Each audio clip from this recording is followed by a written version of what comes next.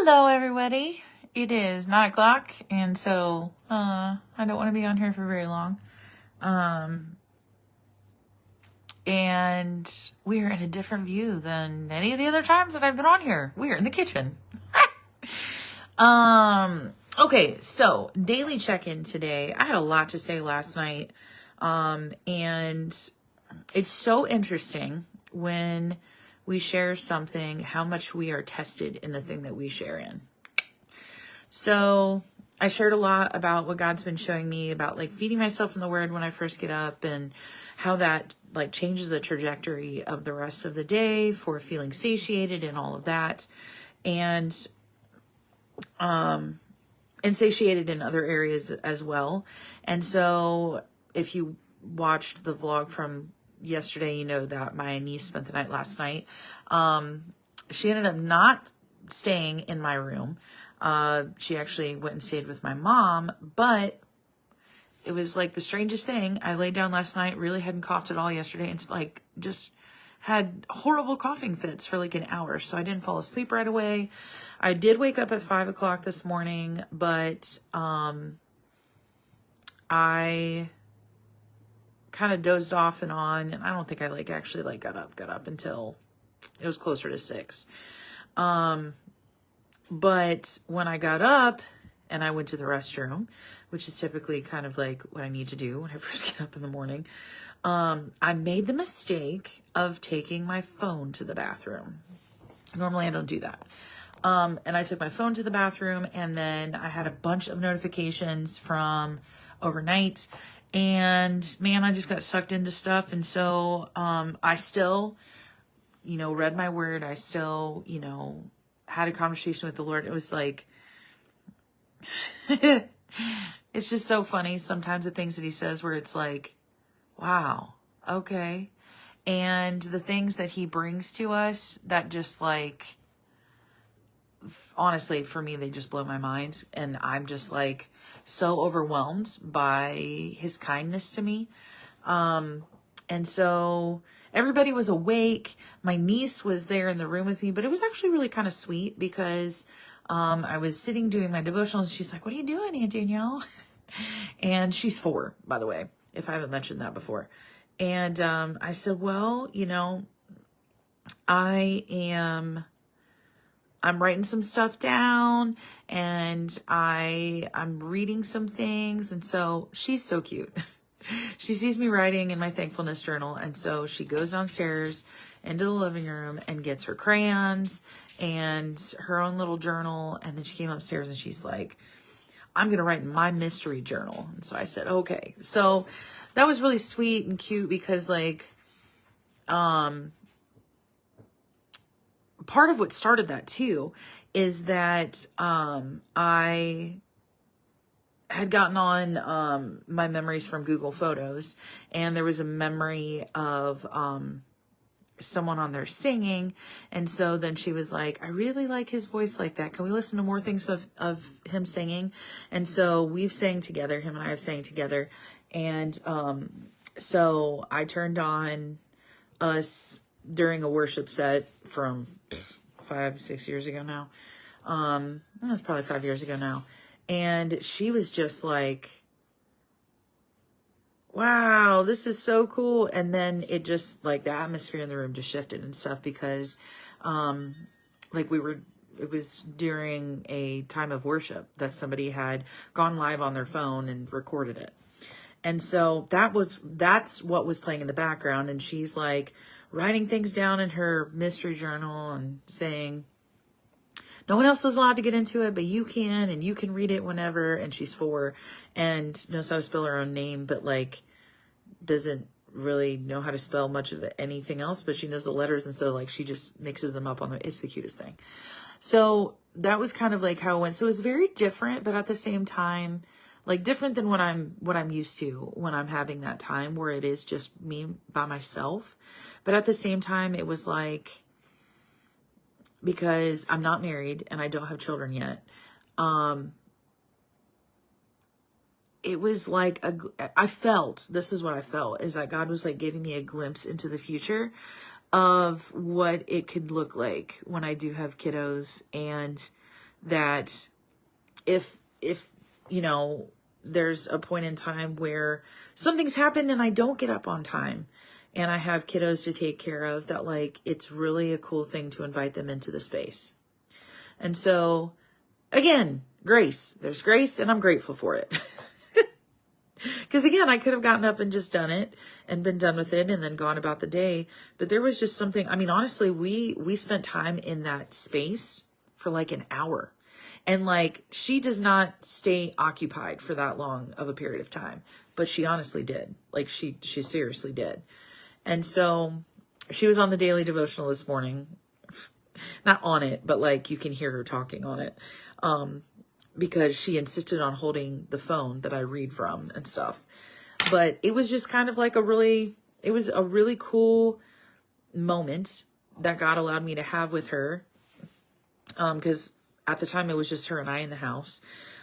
So I did still have that time with the Lord, but it looked a little bit different, but it wasn't like a bad different. And at first, because I got sucked into things and then I was watching stuff and the stuff that we talked about yesterday, okay, I am still coming out of falling into that very easily. And part of what I've done, I don't think I shared this with you guys yesterday, but part of what I've done to kind of like help myself get back to the place of not allowing those things to like consume me, especially on my phone, is I've set time limits for things. And it's really kind of funny how much it's come into play.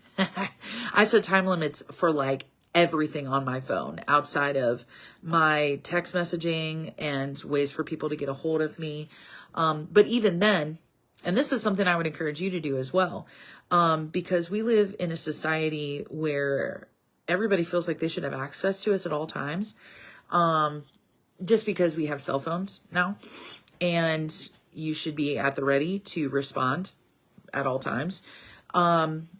So on my phone so I have an Apple now, but I used to have an Android, and I had these capabilities on both. You have the ability to set these different parameters for, like shutting everything down on your phone except what you want to be running. And so for me, I have a bunch of different settings on mine. And so like right now, my phone is technically in sleep mode because, well, I'm technically supposed to be laying down already, which I will get ready for bed and lay down after I get done talking to all of you. And then I have one for like my work mode, where only like when I'm working and I'm really focused on whatever it is that I'm working on, whether I'm out delivering or I'm sitting down working on schoolwork or something like that. I have everything like basically silenced on my phone except for certain apps. Well, in Jesus time, which is what it's called on my phone, nothing goes through. Like, I don't care who you are in my life. You do not have access to me during that time period. So like, even if I have my phone in front of me, no notifications are going to go off. Like, I have to make the choice to actually go in and click on things or look for the notifications, because they're not going to go through on my watch or on my phone until after I take my phone out of that mode. It's really cool, actually. I love it. And it's really funny too, because at some points in my life, there's been like pushback from family members where they've been upset because they're like, what would happen if there was an emergency? I'm like, I'm with the Lord. If there's some sort of family emergency that happens, he's going to be like, hey, Danielle, go get your phone. Something's going on with your family. Like, it's one of those things where it's like, I think it'll be okay. And I think it's like, your emergency is not always my emergency. If it's important. That was me knocking at the door. Sorry. That was me knocking on the table. No, we're not going to bark for forever. Come here. It was me. So sorry. The joys and beauty of going live and having animals. Hey, come here. Move, Denver. Denzel, come here. Come here, boy. Come here. You're okay. Yeah, I knocked on the table and they thought somebody was at the door, so they're barking and being guard dogs. They're being good dogs. Anyway, so when I am doing my devotionals and all of that stuff, I mean, in all honesty, when I'm doing it at 5 o'clock in the morning, I don't know who's going to try to get a hold of me.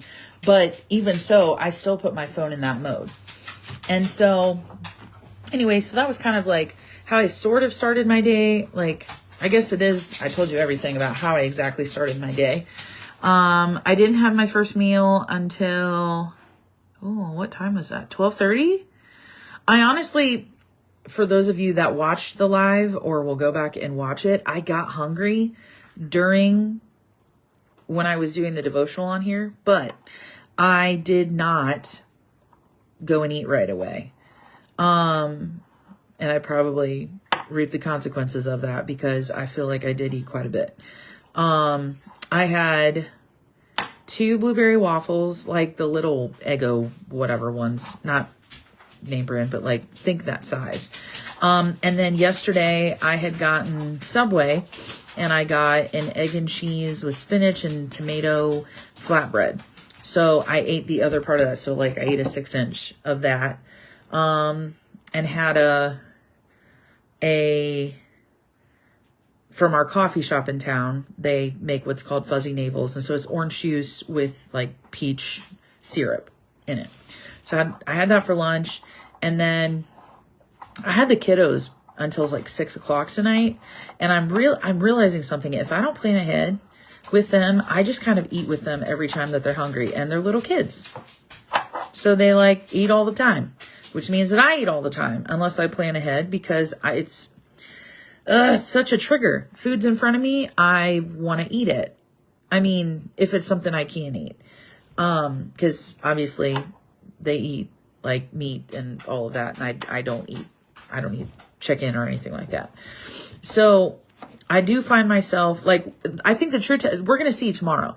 The true test will be whether or not that's the truth for right now, or if I'm still on this kick of just like doing what I want, eating whatever I want, whenever I want, whether I'm hungry or not.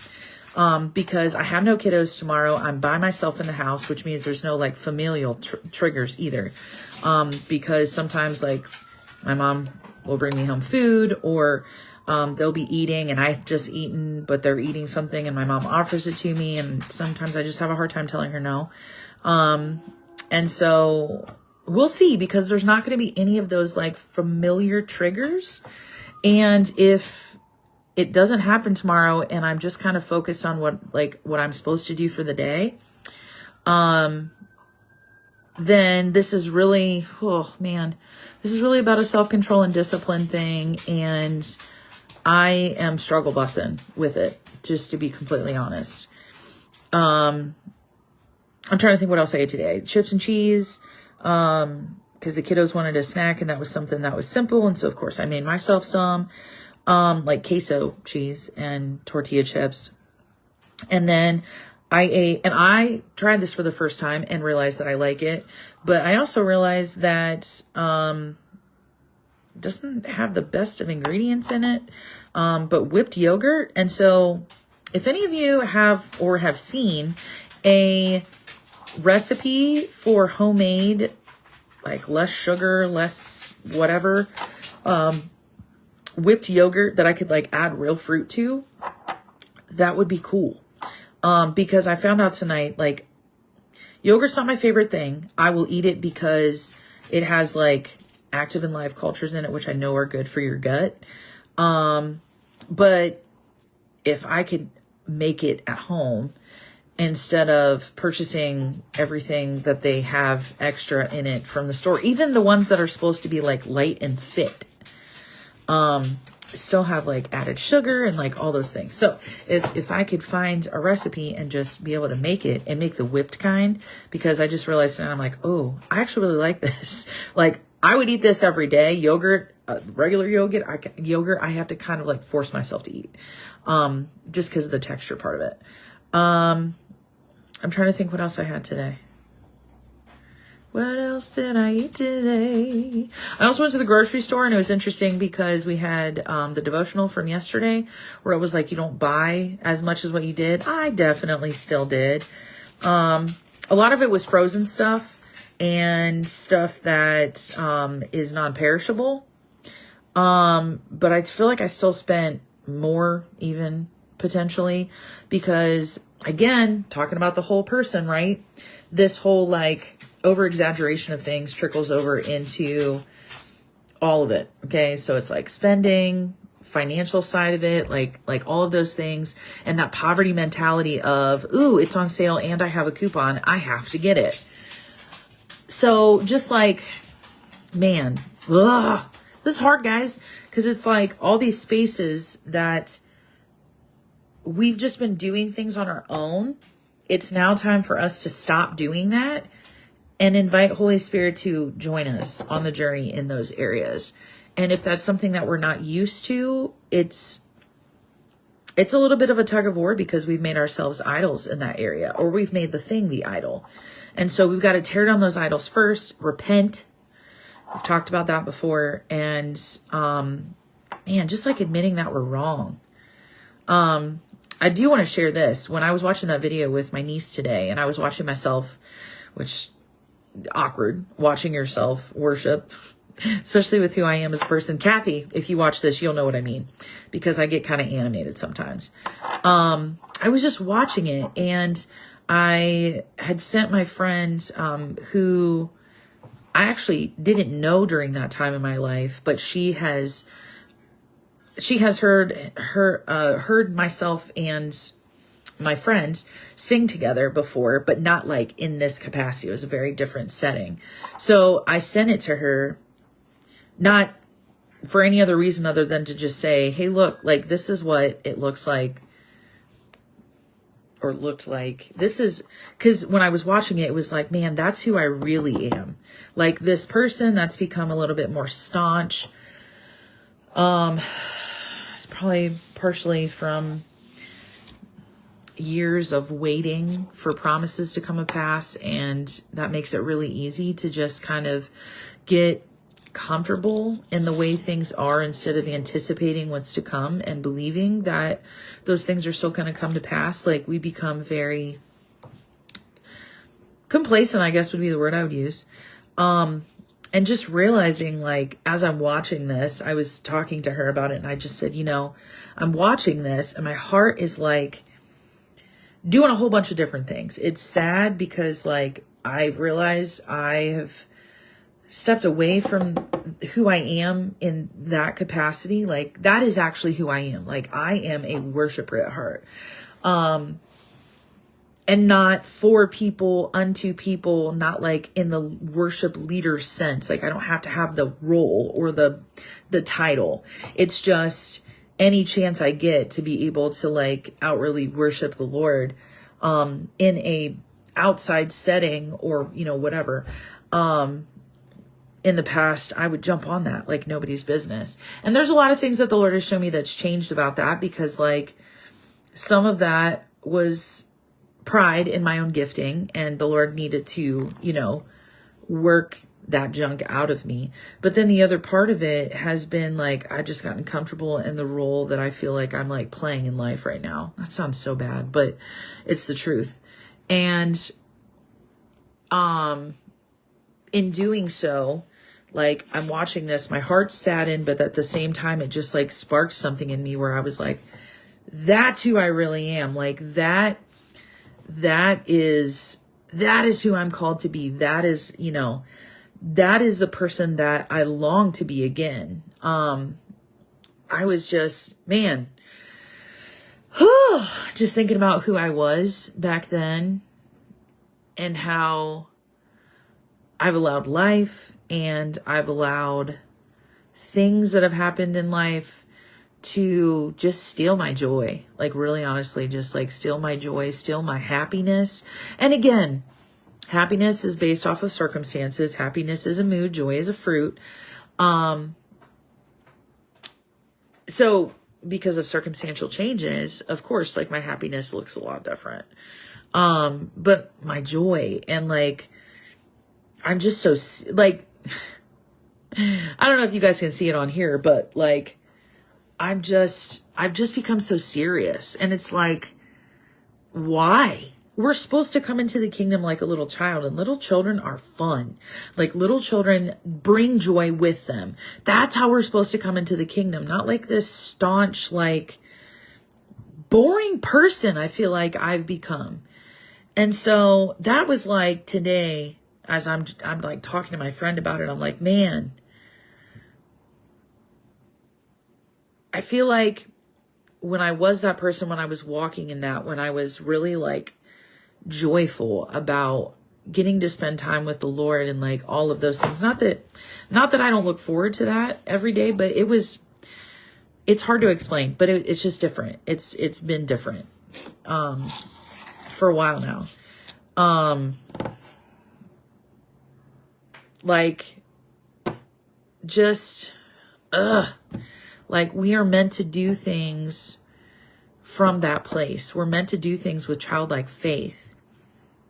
And childlike faith is like kids running around the church during worship and just like having a grand old time in the presence of the Lord. And I just like, man, when was the last time I did that? When was the last time I was in a space where it's not even about feeling safe enough to do it. In the past, I wouldn't care. I wouldn't care about like necessarily feeling safe enough to do it. I would have just done it because I walked in freedom and joy. And it hasn't felt like that for a long time. Like, and I'm,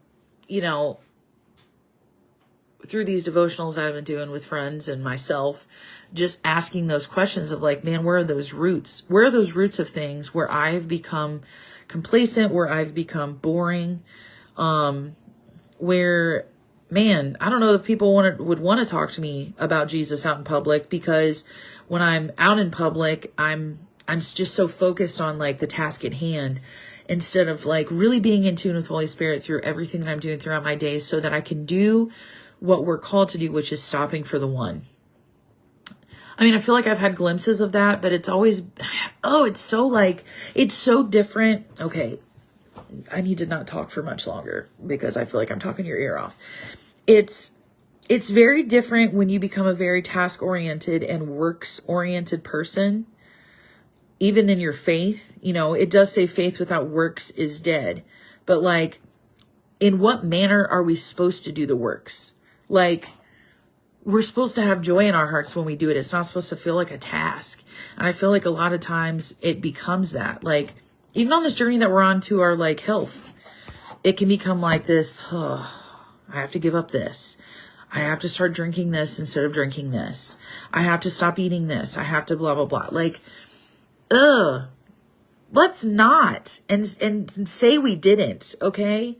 Like, I want to do things from a place of, I get, like, when we get to the place of where we're saying, I have to do this, it's not coming from a place of joyful thankfulness and excitement.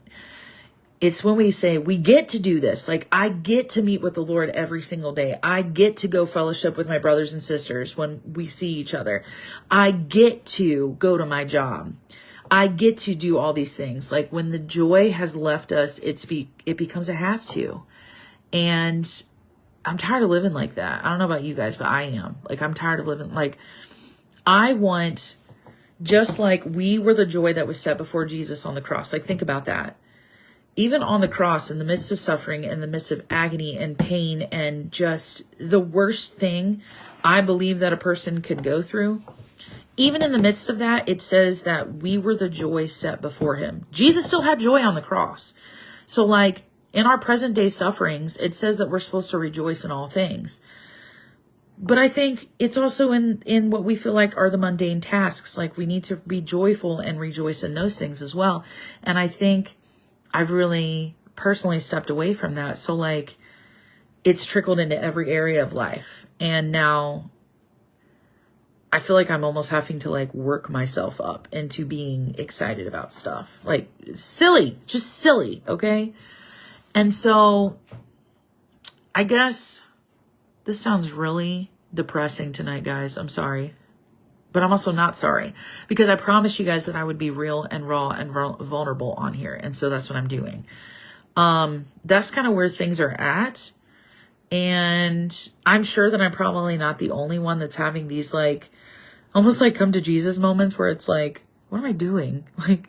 Like, what is going on? Like, I know we're supposed to go from glory to glory, but like, at the same time, like, isn't the next level of glory also supposed to have like a level of joy with it too? That like, you know, and it's nobody's fault but myself, to be honest, because, I've allowed the weight of the world, and not the world in that sense, the weight of my world, the weight of waiting for promises to come to pass has just made me, I know I'm only 38 years old, but there are days where I forget that I'm that young, because I know 38 is young. Honestly, 50 is young. My parents, who are in their mid 60s, are still young. But I sometimes feel like the old lady. And I know that's really silly to say because like a lot of the people I'm around all the time are much older than I am. But I still feel that way in the sense of I'm still waiting for things to come about that have been years in the making now. Like years of waiting. And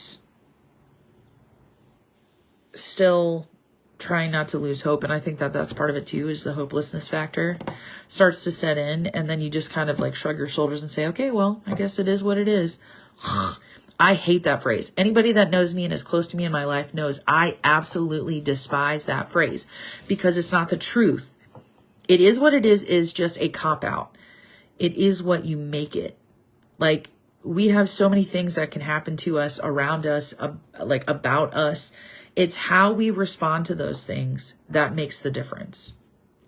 So I think maybe without realizing it for myself, I've come to that point, even though I haven't admitted it until this moment, that I've been in a place of it is what it is. And I guess when it isn't, then it won't be. And I'm tired of living like that. So, yeah. If anybody else is feeling that way, feel free to comment. Sorry, not sorry that this is longer than I feel like what it normally is. I'll be honest, I have no idea how long I've been on here. But there was a lot apparently that happened today, even though I had kiddos all day. And, again, it just felt like a regular day. Apparently there was a lot of stuff that God stirred up in me through devotionals, through that video, through talking to my friend about it. And apparently I just needed to air it all out. So thank you for going on the journey with me.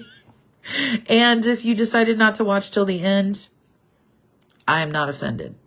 I get it. I feel like sometimes I ramble, and my close friends just like are so kind to me because they just sit and just like listen to all of it.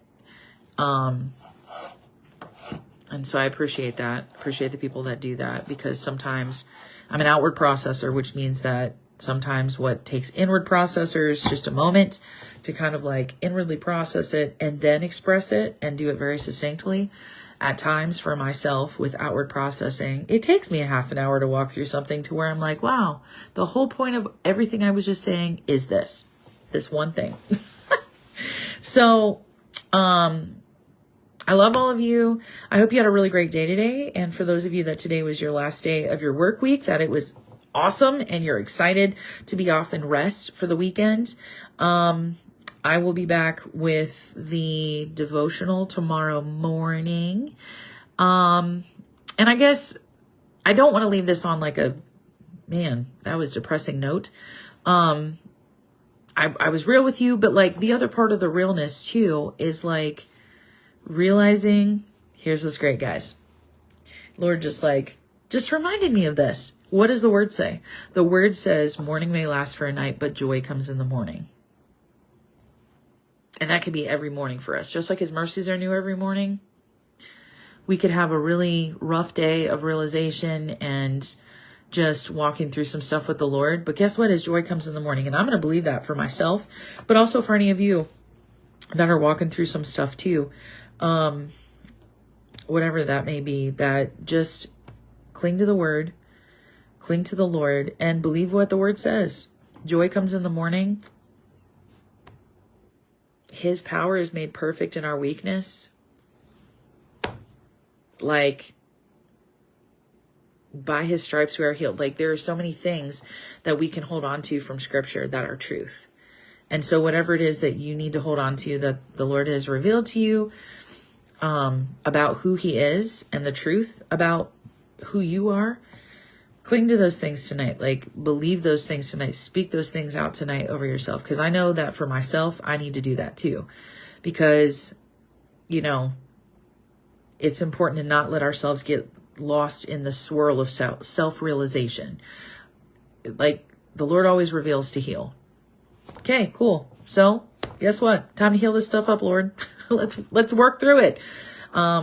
It's not so that we can like be in a place of self-pity and just woe is me. So, all right, onward and upward. I love all of you so much. Have a blessed night, and I will see you in the morning.